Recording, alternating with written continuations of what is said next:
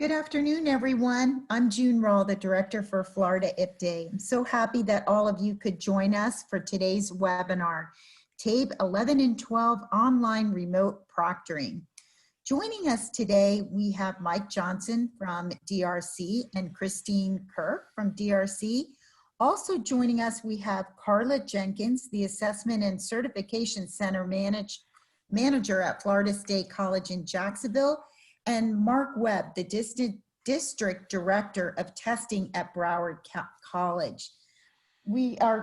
Thank you so much for these facilitators coming on with us today.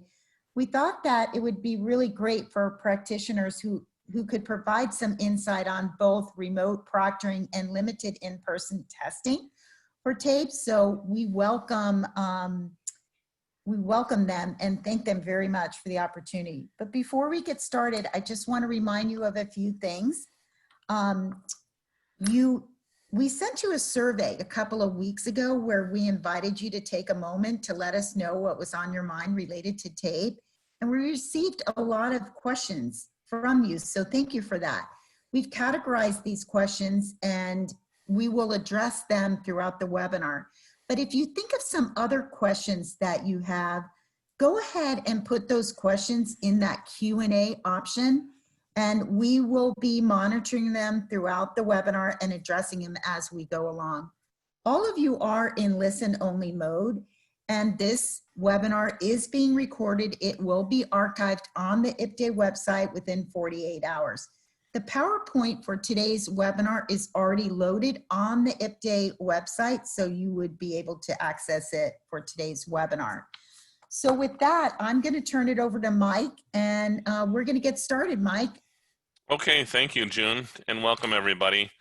And as June said, Christine and I will go ahead and go through the presentation and answer any questions that you have. We have an hour today, so there are some other resources that I'll be pointing to, things that we can't get to or discussion areas that we might want to point you to after we're done today. So we'll go through all of that information. We do want to leave plenty of time for questions and discussion with both Carla and Mark to share their experiences as we go through this today. But we'll go through just with a quick review of what remote proctoring is, and I'm going to start with just a quick overview of Tabe Online. There are many programs that were using paper and pencil testing before the pandemic and have switched to Tabe Online to do remote proctoring or by appointment in-person testing. And just as a real quick, with Tabe Online, that is our online platform. All remote proctoring through our web conferencing systems goes directly through Tabe Online. We'll discuss our new partnership with ProctorU as we move forward a little bit. Those details are still being released. There'll be more information next week, but all of those processes for remote proctoring start with Tabe Online. So having a good understanding of the Tabe Online system is important. Whether you're doing in-person testing, remote proctoring with your own staff and web conferencing platforms, or utilizing ProctorU for remote proctoring, you still create the same test sessions. You still have the same students added to your system. You'll go ahead and run reports the same way. So the entire Tabe Online system is the same. We're primarily going to talk about the proctoring side of things. But from a user management standpoint, you might be adding more users. If you're going to do remote proctoring, you may have more staff that need to use the Tabe Online system, so you can add more users into the system. Those users can have a variety of permissions on the bottom of the screen, and they can be very broad or very specific to each of the person's roles within your organization. So again, you may have had a few people using Tabe Online for in-person testing and running it through a testing center. With remote proctoring, it may be required to have more people with access on the day of testing. If they're doing remote proctoring and they need to look anything up, it might be good to have them in the user system.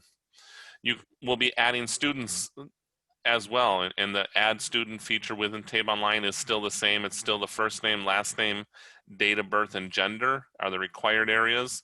You can put a student ID in there if you have one. It can be letters or numbers.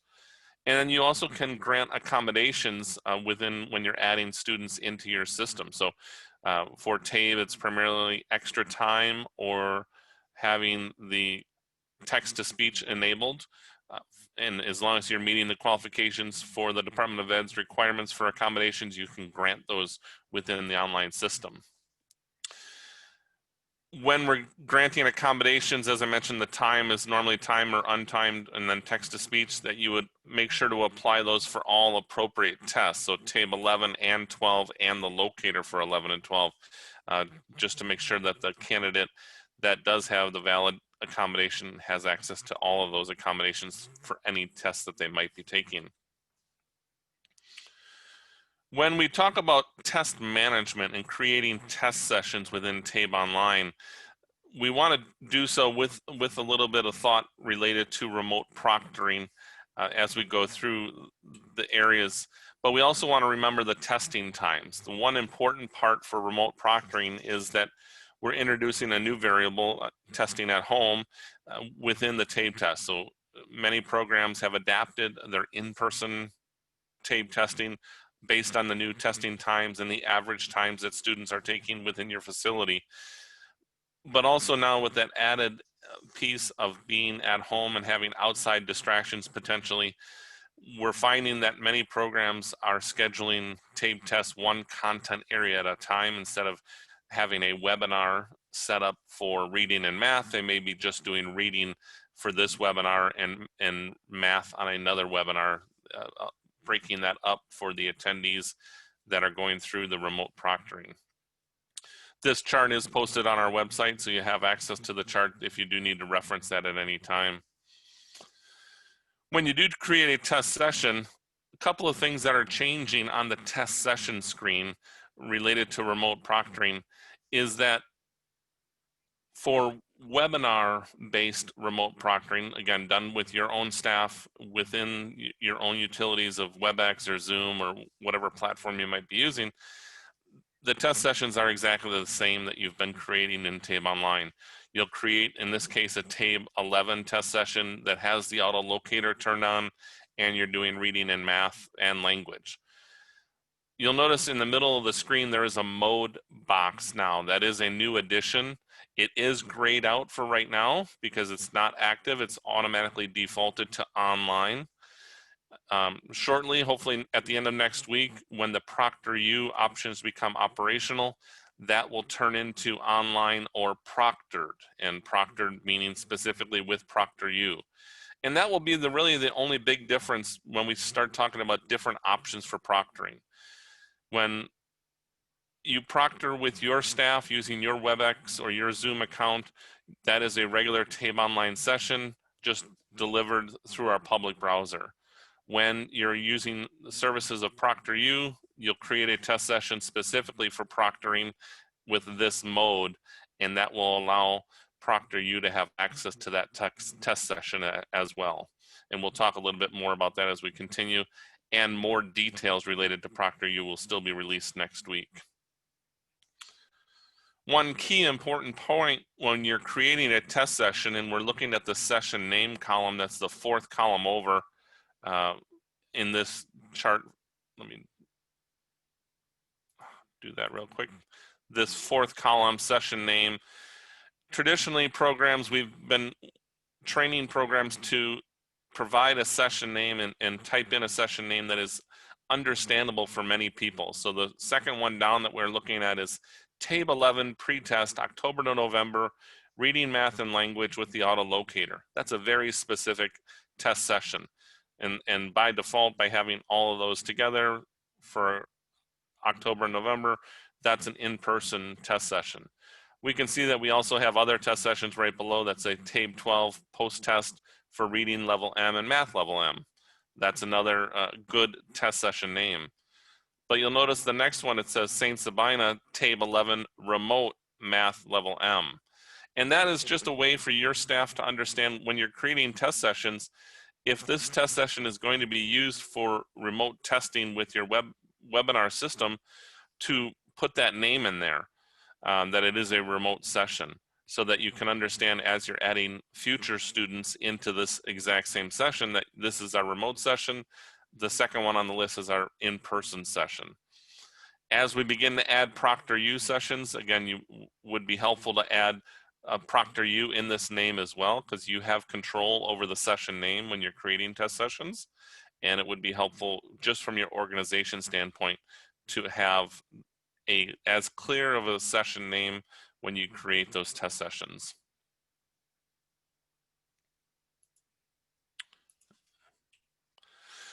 Once a student is registered for a test, it will generate a test ticket. These test tickets are the same whether they're in person or remote proctoring with your web conferencing systems. They will use this test ticket information to start their test. And again, in an in-person world, we would hand these out to the student as they're going into the testing room. In a remote proctored world, we will have these listed in the web chat for the programs.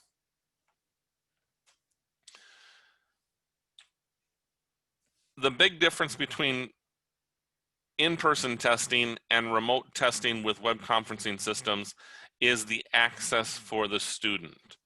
If you're testing in person, you're using the DRC installed icon on your testing computer. You click on that icon, it opens up a login screen for the student to begin their testing.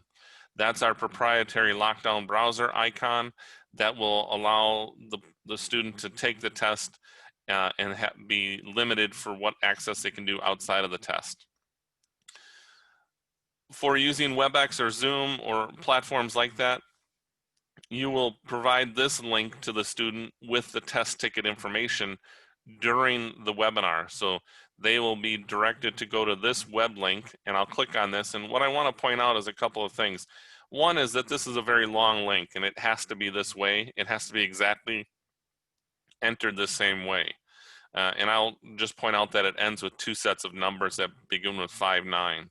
If I click on this link, it will open up a browser. It does need to be a Google Chrome browser, so you'll notice that I'm in Google Chrome. And it opens up to our login screen for Tabe Online from the student's perspective. It does ask us to put our test ticket information in there, and I will just type over that with a sample one.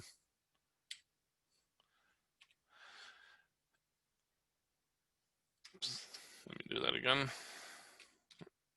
And another thing I wanted to point out is up in the menu bar at the very top of the screen, you'll notice that that URL is not the same as what we just saw in the PowerPoint. Remember, the PowerPoint ended with those 2 long numbers that had 59 as the beginning of both sets of numbers. It is redirected to this basic URL when you log in. And it does so for security, so it takes away that link for the students, but it also redirects us to a different part of our servers. This link cannot be saved. If you bookmark this link and go to test tomorrow with this link, it will not work. It does need to be that long URL that we saw in the PowerPoint, and I'll pull that back up as we go back. But just from the student's perspective, if I click sign in, it will begin just as it does with every Tabe test by welcoming the student, walking through the test that student has been registered for. In this case, it's the reading tutorial that I pulled up. And then it will go through the navigation instructions, how to begin testing, how to use the tools, how to navigate forward and backwards, different icons that will be available for help, and then do their systems check. This screen with the 3 gray circles is important, especially for remote proctoring, because it allows the program to know that that student's computer at home is operating correctly. Operating so it can display a Tabe test. If you're doing this ahead of time, we recommend using the Tabe tutorial because it goes through the same systems check as a real Tabe test will. So if you can hold a practice webinar ahead of time with your potential testers, and they can all launch the Tabe tutorial, that will allow them to both test their computer systems, but also to go through the sample question so they have a good understanding of what they're going to experience.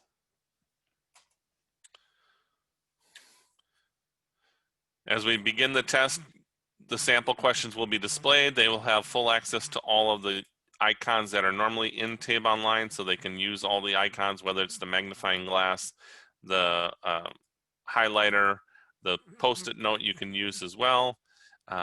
All those functions. If this was a math test, we would see the calculator, we would see the formula sheets available, we would see the protractor available if it was allowed. So all the same Tabe Online tools that are available to a student, they're in the exact same screen. The only difference, as I go back to our PowerPoint, is the access point for the student.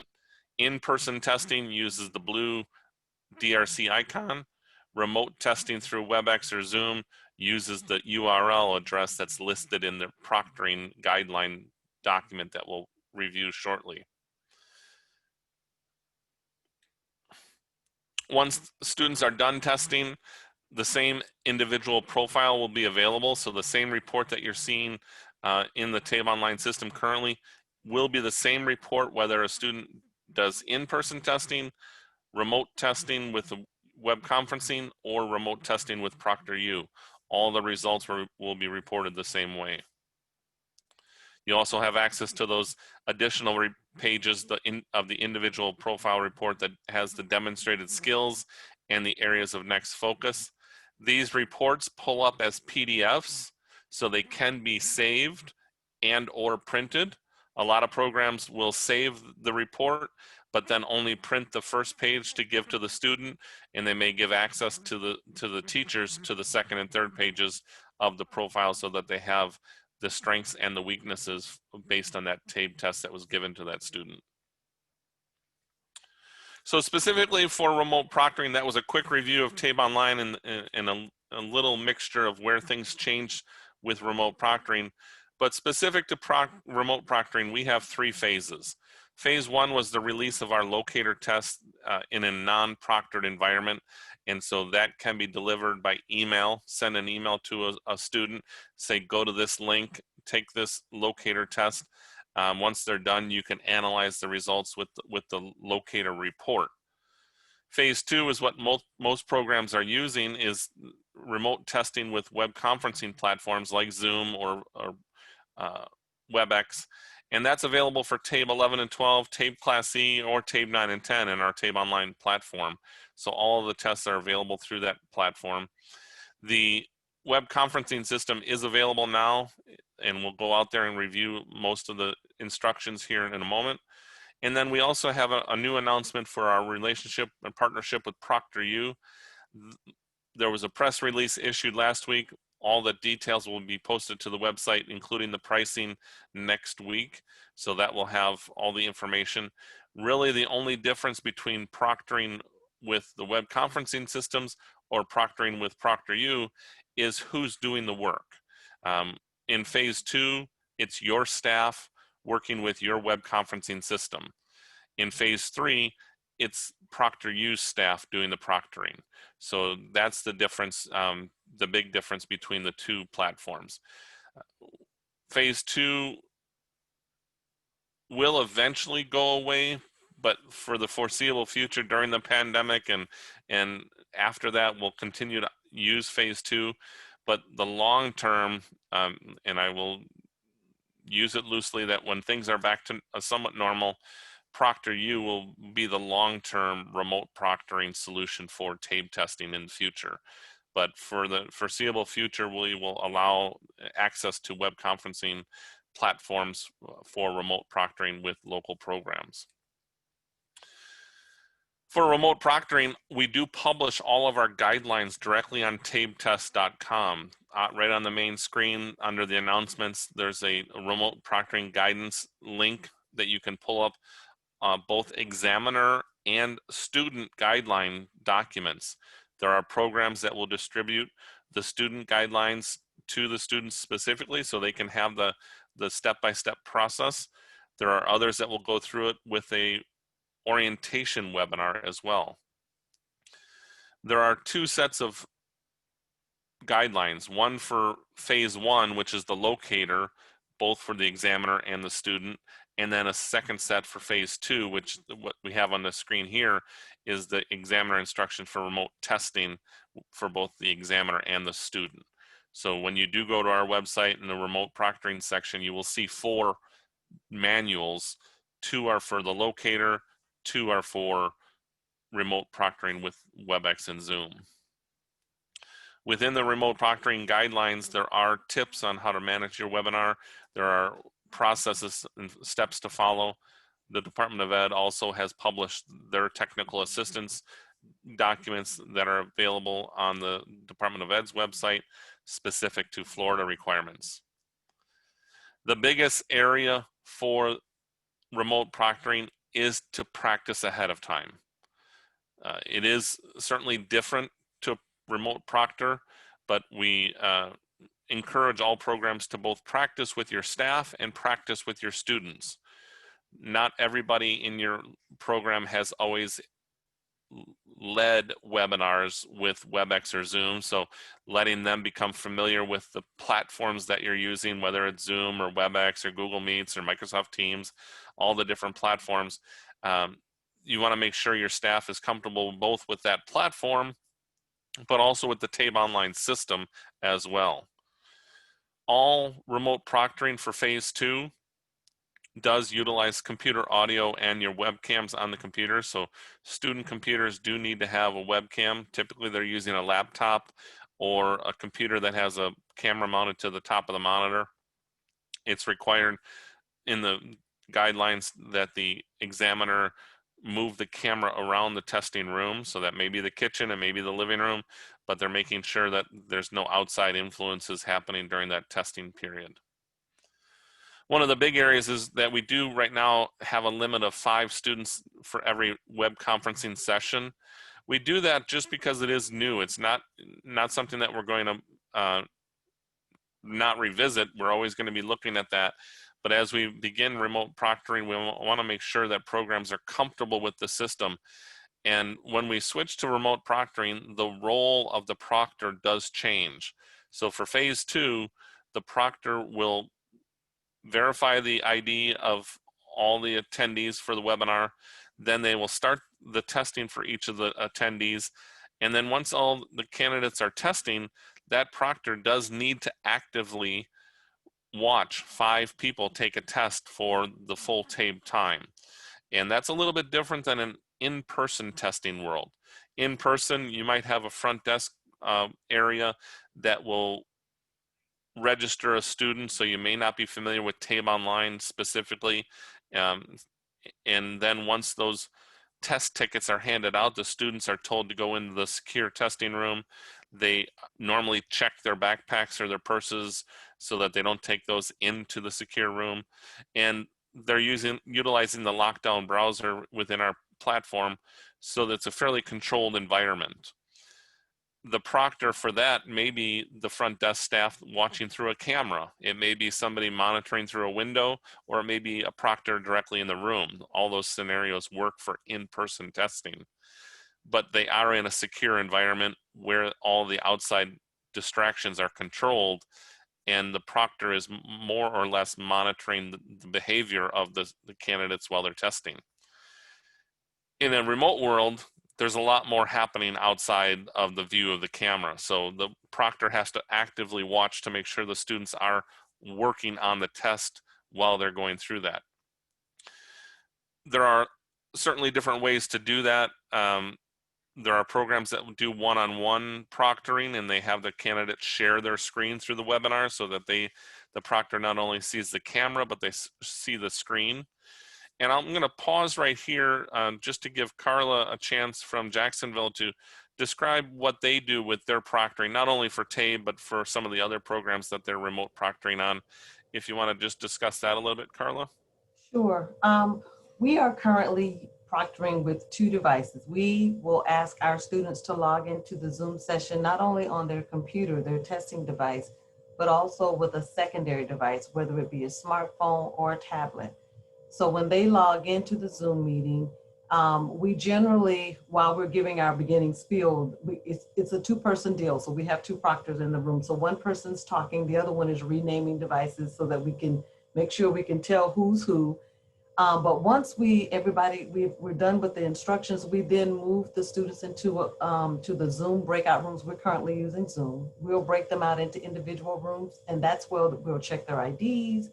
We'll pan their environment using their phone to see what's happening in the room, make sure the desktops are clear and everything. And then once we are satisfied with that, we will ask the student on that secondary device to leave the breakout room to go back to a main room where one person is going to be there watching everyone.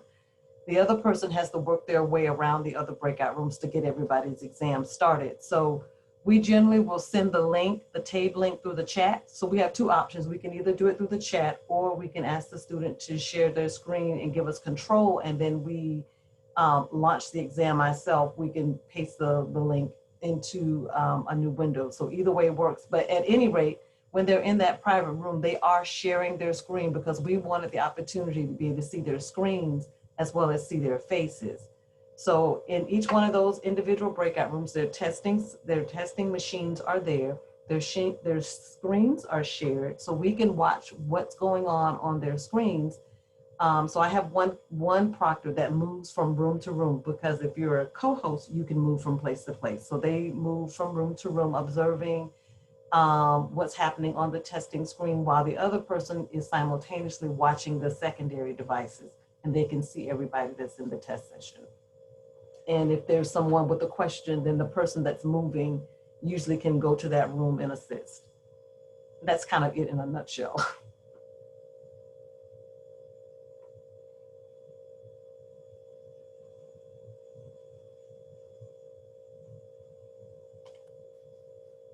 Thanks, Carla. You're welcome. Thank you, Carla. And Carla was helpful enough for us to videotape that process when she was getting it started. So a great explanation is done through her video, and we'll share that link with IPDAY so that they can get it posted to the website so everybody will be able to see it. I know it did go out, I think, through the FACTA website, so you may see it a couple of different places, but it's a great video just to kind of understand. Now, the 2-camera approach that they use in Jacksonville is not a requirement. It certainly is a great system that they're using, but it does kind of require a little bit more monitoring and understanding and staff for that process. So it's not a requirement, but even watching what Carla's doing with the monitoring is helpful in that video, just to get a local feel for that. Carla, in the chat, there's a question. Do students really try cheating while tape testing? Well, I would imagine a student would try cheating, taking anything, to be honest, but we just try to make sure that we are decreasing the chance that they're likely to do that. I mean, I have not had anybody since we've been testing remotely try, but I mean, we're just trying to stop or discourage any such behavior. So yes, pretty much just like because when we're in our centers, we actually have the ability, we monitor screens when we're physically present too. We use net support when we're in our centers, so we can see what's happening on any computer screen, we can control it, and we're watching physically through the video cameras or by virtue of a proctor being in the room. So as much as possible, we were trying to simulate a similar situation as we would have if we were in our centers.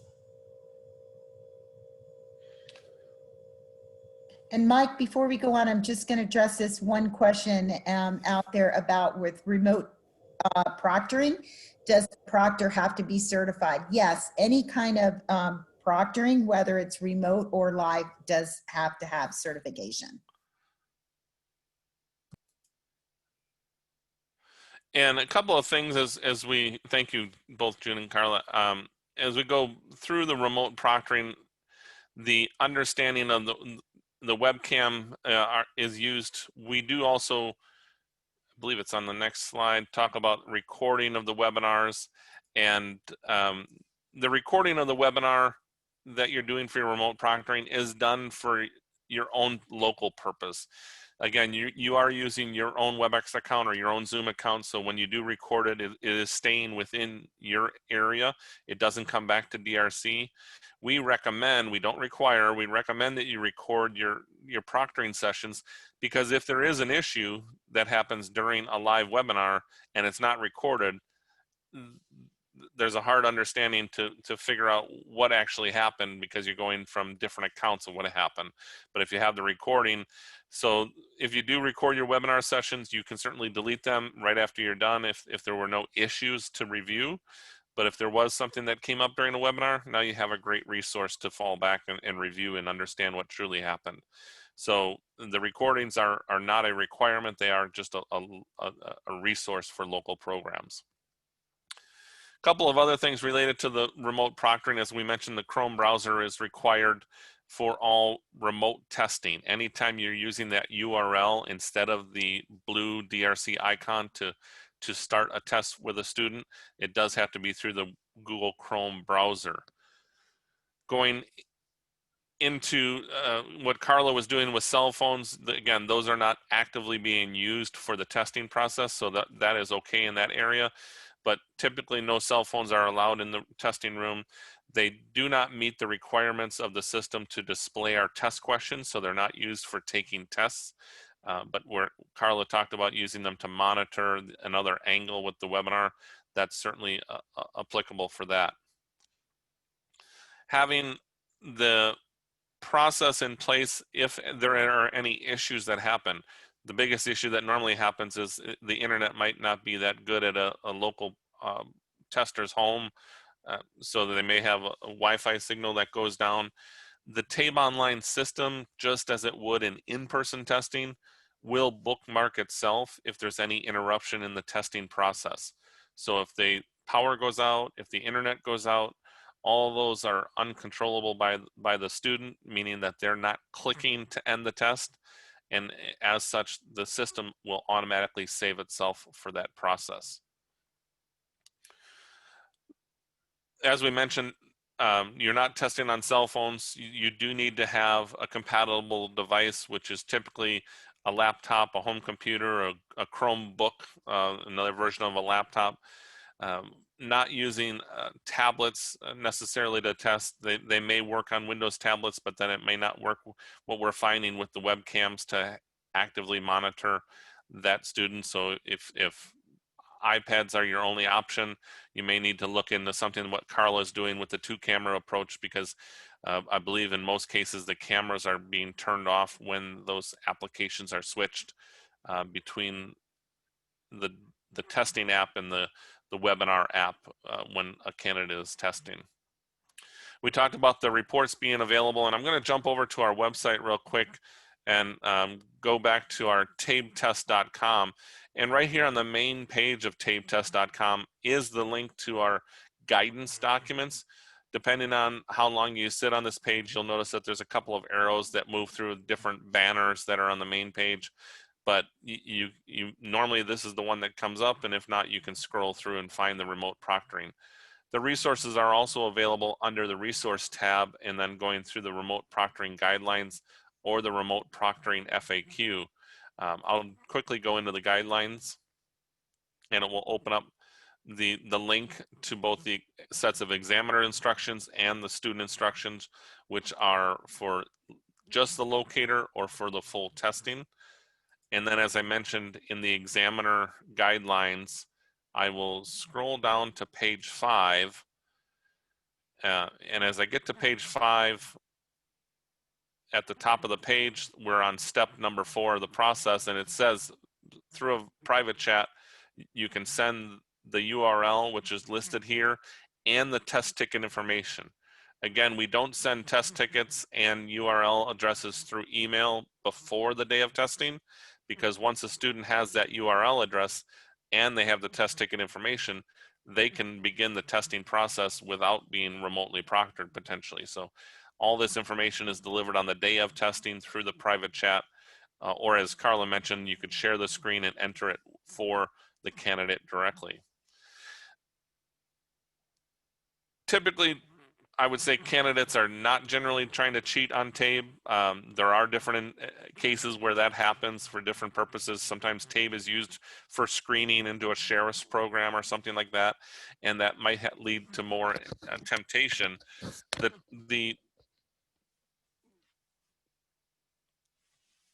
The process for Tabe 11 and 12 is a little helpful for this is in that the test questions within Tabe 11 and 12 are not publicly available or using publicly available resources for the most part.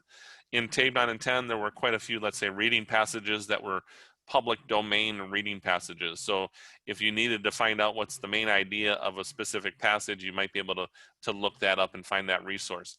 Not so is the case for Tabe 11 and 12. The questions and the passages were both written by DRC item writing professionals specific to the college and career readiness standards. So as they go through, you won't find those questions out in the public domain. And also anytime you're stepping away to try to look or to try to cheat, the clock continues to run for the test. Same thing with the math test. The math test, certainly you could maybe go out to Google and put in a calculation, but you're provided the formula sheet, you're provided a calculator on the calculator section. So again, the math test is looking at, can you pull out the right numbers to put into those formulas to get to the right answer. And so again, I think candidates will spend more time trying to cheat if they were tempted to do that than the time allowed on the test. Going back to our Tabe test website, just again with the resources, on the resource tab, about 3/4 of the way down, there is a link to our online tools training. That is the same tutorial that we were just looking at through the sample test. It allows you from a public standpoint to send this link out at the bottom of the page, or to use this in your own practice webinar and walk through the tutorial so that students have an understanding of what the test is going to be like. Just as I'm on the screen right now, I can go through the different parts of the test and show them the different features so that they're aware of that ahead of time. Some programs will send this link out prior to testing and let the candidates go through it themselves. Others will do this through a practice webinar so that everybody understands both how to use the WebEx that they're going to be testing with and also the Tabe Online system. In the resource tab, as I mentioned, there's also the FAQ. So some of the questions that were asked are addressed in our FAQ document, and you can certainly scroll through that and go through the different, these are specific to Tabe and Tabe Online. They don't reference Florida DOE policies, but the technical assistance guide from the Department of Ed does specifically reference those materials. I'm going to go back and let me go back to our resource tab. A couple of other things that came up, and I'm going to jump over real quick to the questions that June referenced that were sent in ahead of time, just to talk about some of the questions specifically. Some of them related to remote proctoring, some of them related just to Tabe in general, so I wanted to make sure we go through those areas, and I would encourage you, if you have any additional questions, to put them in the Q&A section of this session, and we can certainly address them as we go forward. Some of the ones working with Tabe Online, if you have questions about Tabe Online in general, if you were a paper and pencil user, at the end of this presentation, I will have Christine Kirk's information. She's our local representative in Florida, and she can certainly help you out with any specific questions related to Tabe Online and making that transition from paper and pencil to computer-based testing. There were some questions about Tabe 11 and 12 in general being harder than the GED or being not as accurate to the GED ready scores, or there's some questions a little further down about renorming Tabe 11 and 12. All of those are certainly questions that we get on a regular basis. First, it's important to remember that Tabe and the GED are separate assessments. Certainly the GED is used for the high school equivalency diploma within Florida, and Tabe is used for the WIOA Title II programs and for college adult ed programs. They do both align to the college and career readiness standards. Tabe does also have to go through an additional step of going through federal approval from the U.S. Department of Education related to the national reporting system and the 6 descriptors for each level. So that's where the differentiation comes. There's some questions. One of the questions was that candidates are ready for the GED to pass the GED at level 4 of the NRS. And these are exact questions that came into June. And what I will point out is that this person that asked this question emphasized the word can by capitalizing the letters. I would have actually capitalized the next word, pass, is the important part of that question. The big differentiation between the college and career readiness standards and the NRS descriptors that are used for Tabe is this notion of passing. Can I pass the GED at a certain point in my Tabe progression? And yes, and we're getting close to releasing our GED correlation report that will show and certainly shows that there are passing scores at NRS level 4. But by passing the GED, I understand completely that that is a goal of many, and there are people that just pass high school. But passing high school with C's and D's is different in how you are prepared for either post-secondary or workforce than a person that passed high school with A's and B's. They may have been exposed to more rigorous content. They may have, applied differently for those different subject areas. That is the difference with then Tabe having levels of content that cover all 6 levels of the NRS. Our alignment work that we're doing with the GED scores, candidates that have both taken Tabe and the GED, we're seeing that alignment certainly for passing in that level 4 area that, as this question states. But as we look at the other GED cut scores, the college cut score, the college credit cut score, then those alignments are happening at level D and level A of Tabe. And yes, there may be very few people that stay with adult ed that long to go through that program, but that's the program that the U.S. Department of Ed released, and their goal was to have a student stay in an adult ed program until they're fully prepared to succeed versus just as long as they're able to pass a high school equivalency test. So that goal of having a student being able to succeed at the next level, whether that's a post-secondary, whether that's a workforce program, to be eligible and ready to have a career program that provides a sustainable wage versus an entry-level position was the goal of the redesign from the Department of Education.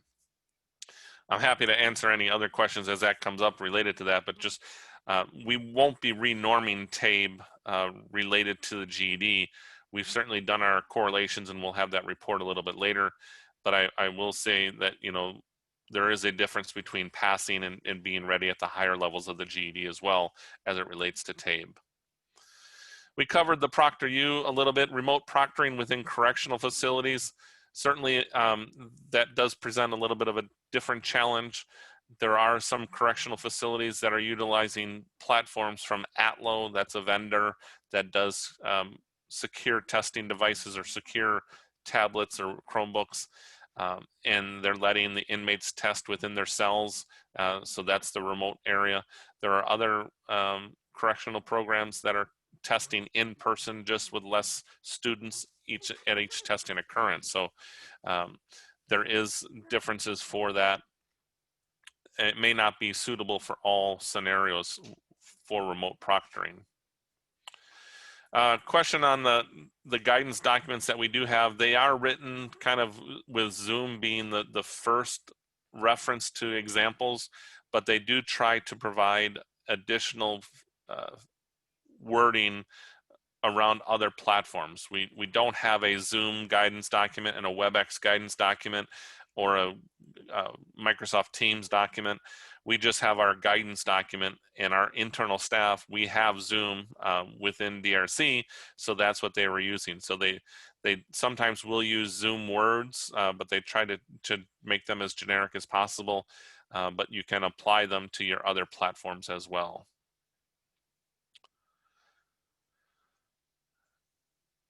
A couple more questions about practice, and I certainly think practice is the big piece for remote proctoring, understanding what your role is as the new test administrator with that guideline of 5 students at a time. There might be programs that are running multiple Zoom sessions to accommodate larger groups, and so you may have more staff involved than normal for Tabe testing. And being ready both by practicing with your staff and then practicing with your students makes the best approach for remote proctoring. Across the country, since remote proctoring has been available in July, the biggest feedback that I receive is that, yes, the technology at home is the biggest challenge. And even if they've gone through our tutorial that will test that person's computer, you're still at the control of that person driving that computer. So the computer literacy skills, along with the technology available, tends to be an area where programs struggle with remote proctoring. And I know that there's not a lot of good solutions for that. There are programs that have access to Chromebooks that they might distribute to a group of students, but that's not something that's widely available to all programs. Couple of questions about ProctorU, and again, as I mentioned, ProctorU guidelines will be released and more information will be released next week, but the overall process is the same. You would still use Tabe Online, you still create a test session, you still add your students to the test session. It will just now use that one box that we showed earlier that said proctored, and that will allow ProctorU to have access. Once that test session is created, once that student is registered in that test session, then ProctorU will start to notify the candidate and the testing site to set up an appointment for the ProctorU session. In general, ProctorU is taking over the proctoring services that you're doing with your local staff, and that's the difference between the phase 2 and phase 3 approach for proctoring.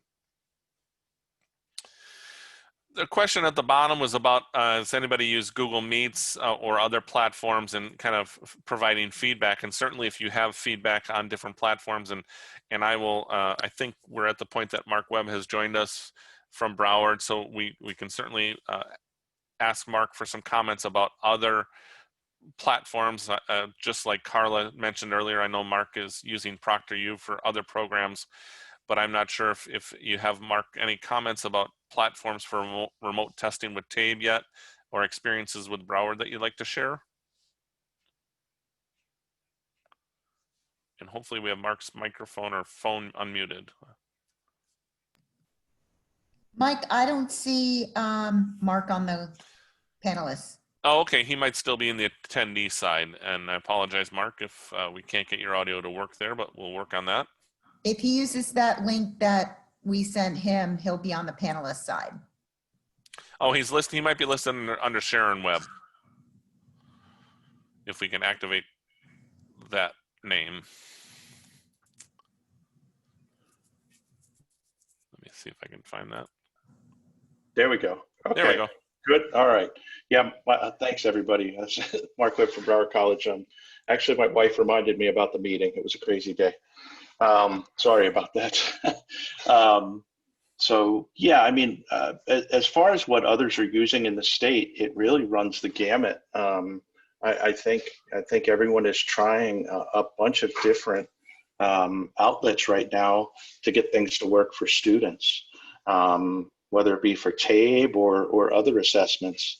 And you know, we've been using some of the vendors such as ProctorU, Examity, HonorLock. Matter of fact, at Broward, we're using all three of those. And they're not without issues because everyone has been really scrambling to make these things work during this time. So you're not alone. I do know that some others have been using actually some limited face-to-face testing to deal with some of the Tabe requirements for their ABE programs. So you know, it's really across the board. So are there any specific questions that I can answer? I don't see any directly in the chat right now or in the Q&A Okay. right now, but we'll begin to open that up for people, making sure that if you have questions both for Mark or for Carla, that you enter those into the Q&A area or the chat. We can review those as well. June, do we have any questions specific to the platforms? I was trying to go through them myself. Yeah, Mike, what about programs who already have ProctorU agreements? Will they need to amend those agreements? So I'm getting clarification on that specific for programs that are already using ProctorU. I don't think that you will need to amend your agreements, but I might know more of that on this week. Generally, if you're using ProctorU, the Tabe access to ProctorU all the invoicing will be done by DRC. So if you do utilize a ProctorU service, you would get an invoice at the end of the month for all the tests that were proctored by ProctorU. So I think it operates outside of your current agreement and that you won't need to amend that. It's an invoice coming from DRC still as the vendor for that. But I'm getting clarification on that, and once I do, I'll release that to everybody. Okay, and then maybe Mark can answer this question about TeamViewer. Some people are using TeamViewer and are implementing the TeamViewer mobile feature as a second device. Yes, actually, I wish we had Silvio Rodriguez. Is there any way to unmute him? Because he actually is from Miami-Dade, and I know that Miami-Dade has actually been doing a lot of work with TeamViewer to use that, and that's one of the things that they've been working on is the use of the app. So it's actually a great platform. It's a separate agreement, and it's not a per exam fee, but it is a great resource that you can use with a lot of different exams that you do administer online. So TeamViewer is a great option. Okay, thank you. That's great information. Thanks, Mark. We can unmute Silvio. That would be great if you can. Okay, Mike, are you going to do that? I think someone has already unmuted me. There you go. Excellent. Oh, you're already there. Thank you so much. We appreciate it. Yeah, and Mike, regarding the clarification with the agreement, I agree with you. It's we have other remote testing we're doing, like for T's with ProctorU, ATI, and we get invoiced directly from ATI. So it's outside of ProctorU. I think ProctorU does the exams. So we didn't need to amend our PU agreement for that purpose. So that's good to know. We'll be getting invoiced directly from DRC. Okay. In reference to the TeamViewer, it's that tool is used widely in the IT area, but our CNS folks recommend it, and Mark Ross at Medical Campus is going to be implementing the initial first use of the mobile feature that we just did the add-on. It'll be similar to how Florida State College Jacksonville, but the main purpose of it is so we have an additional view of the examinee during our remote proctoring. So the proctor will be able to see what's going on at the desktop and the angles that you don't have when they're just proctoring regular remote. So it's that second device is a real plus for proctoring. Thank you, Silvio. So just wanted to also go through a couple of questions. I know we're getting close to the top of the hour, but one of the questions was related to, is it mandatory to create new testing sessions for remote testing, or can you use your existing test sessions? And you can certainly use your existing test sessions. There's not a problem with that. Some programs find it useful to keep the sessions separated so that they know, and again, going back to our description, I will point back on our slides real quick. this screen with our different sessions listed in the session names, that from a proctoring standpoint, the St. Sabina one in the middle of the screen is just Tabe Math, whereas the second one on the list is Reading, Math, and Language. A word of caution for remote proctoring, and it is another question that's in the Q&A about ending a student. If I hand out the credentials to a student that was registered for the session on the second one on the list for Reading, Math, and Language, they now have the username and password to start that test at any time. They also have the URL address that you gave them to start. If you're only delivering reading, but you gave them access to Reading, Math, and Language, they may take the Math and Language unproctored, and that's a potential security issue. If the session is only one content area and we only have time to do a webinar for one content area, then I know at the end of that webinar, even though I left them with a URL and password, it is no longer valid because it was only valid for one test. And so that's the difference between having an existing session that might be more than one content area, or a new session for remote testing that's just one content area. We generally would recommend that your test sessions for remote testing are based on your webinar time for that specific session.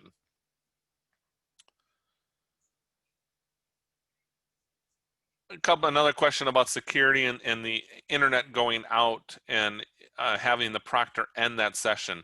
Again, if the internet goes out and I'm in the beginning of a math test, I may not reconnect to the internet until after our webinar has officially ended, but I still have the username and password and the URL to connect back in and start my test again. So as a precaution, in the guidelines, we recommend that you go in and either lock that test ticket for that specific student, or to end that test session if there's no other students that are testing in it. But we would want to, protect the remaining part of the test, knowing that we left the student with the credentials and we're not in a secure environment in our testing room, so they have access whenever their internet does reconnect, which potentially could be the next day before we get a new webinar set up.